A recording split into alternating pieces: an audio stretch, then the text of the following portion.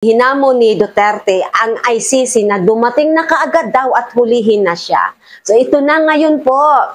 I'm asking the ICC to hurry up, come here and start the investigation tomorrow. Inamin ni Justice Secretary Boying Rimulya na may mga labas-masok sa bansa na kinatawan ng International Criminal Court o ICC. Magandang araw, magandang hapon, magandang umaga, magandang gabi sa inyong lahat po. Anumang oras niyong napapanood ito, I hope and pray na nasa maayos at mabuti kayong kalagayan at ligtas sa anumang kapahamakan. Sa mga hindi pa po nakasubscribe, please subscribe, like, and pakishare naman po para maraming maabot ang ating video at maraming mabuksan ang isipan at maraming makaalam. Kasi sa ating bilang mamamayan, responsibilidad din po natin na ipaalam yung mga nalalaman natin na importante na napakahalagang bagay na makakatulong para sa ating bayan, sa ating bansa. Ano po, hindi po natin yan sinasarili lang. Hindi po chismis ang ginagawa natin dito pagkat ang lahat ng binablog ko dito ay walang kasinungalingan at pawang katotohanan sapagkat may naka-back up na ebidensya at resibo. Ang mga impormasyon na ipinahahayag natin at ipinapaalam sa karamihan ay mga bagay na napaka-importante at hindi paninirang puri lamang tulad ng laging sinasabi ng mga DDS, ano po, yung mga supporters ng Duterte. Talagang yung pag magsalita sila, sobra, no? Yung mana-mana talaga sa mga amo nila, no? Lalo na kay Duterte. Hindi naman po lahat. Marami pa rin naman pong mga DDS na disente magsalita, disente magkilos at hindi naman agad-agad na ano. So hindi ko naman nila lahat po ano. But mostly yung mga nagko-comment ano po, yung mga comment nila makikita mo na walang kadisentehan, na ganun lang kadali sa kanila magmura, ganun lang kadali sa kanila magsalita ng na kulang daw sa talino. Pero alam niyo po na bumabalik yun sa inyo. No? Sa inyo bumabalik yung sinasabi niyo. Kasi what you say, it shows who you are and what you are. So, ingat-ingat po tayo sa mga pananalita. Ano po? Labas-masok na sa Pilipinas ang kinatawan ng International Criminal Court o ICC kaugnay ng investigasyon nito sa Duterte drug war. At may mga nag-aayos ng pag-uusap ng DOJ at ICC. Paparating na ang supwena sa kanya at kunting panahon na lang ang hinihintay at makakabuo na ng tamang investigasyon ang ICC. At sa pagkakaalam ko nga po, base sa mga na-research ko at napanood ko, na tapos na daw po yung investigasyon at malapit nang ihatag ang supwena. I'm asking the ICC to hurry up, come here and start the investigation tomorrow. If yun ang gugustuhin ni PRRD, hindi naman kami haharang doon sa mga ICC. Hindi lang kami tutulong.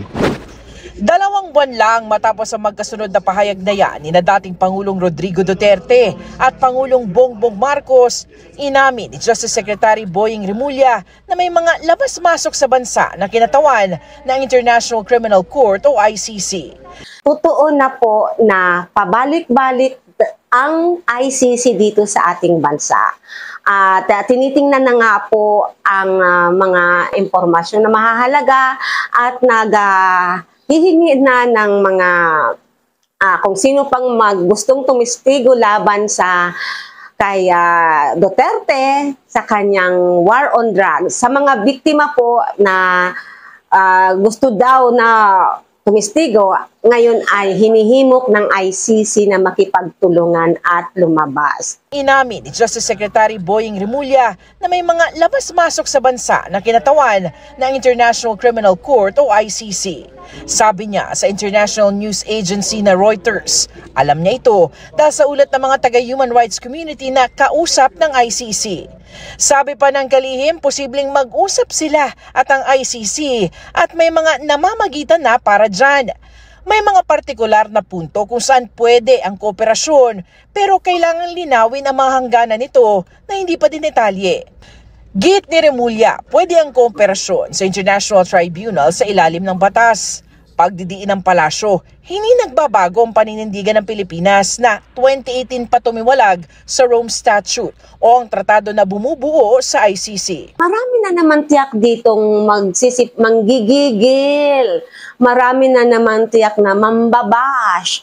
Marami na naman tiyak na magsasabi ng hindi magaganda. Magsasabi na naman ng mga mababangong salita, ano? Mga salitang hindi kaaya-aya.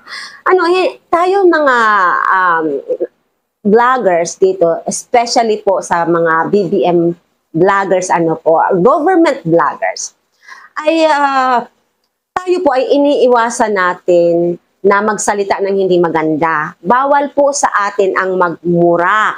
Kasi iyan po ang naging ninormalize siya ni Duterte. Mula sa kanya, dahil sa kanya, ang pagmumura ay naging normal na lang at simpleng bagay na lang sa mga tao ngayon na dati hindi inaalaw sa social media. Kita nyo yung kanyang mga impluensyang hindi maganda, di ba? Ay, naku talaga. Sana naman po makita nyo ang katotohanan, buksan nyo ang inyong mga matang nabubulagan. Malapit nang magkaroon ng hustisya ang mga naaping mga kababayan natin na basta-basta na lang binawian, kinitilan ng buhay na napakahalaga. Hinamo ni Duterte ang ICC na dumating na kaagad daw at hulihin na siya. So ito na ngayon po. I'm asking the ICC to hurry up, come here and start the investigation tomorrow. Inamin ni Justice Secretary Boying Remulla na may mga labas-masok sa bansa na kinatawan ng International Criminal Court o ICC. Masok na sa Pilipinas ang kinatawan ng International Criminal Court o ICC kaugnay ng investigasyon nito sa Duterte drug war. At may mga nag-aayos ng pag-uusap ng DOJ at ICC.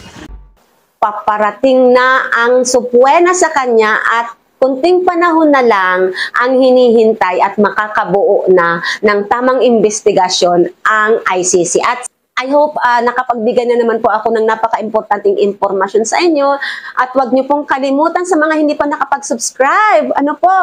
Please subscribe, like, and share, and comment down your opinion. Thank you so much. And just like I always say, believe in yourself, believe in God, and share love. Thank you so much, and see you in my next vlog.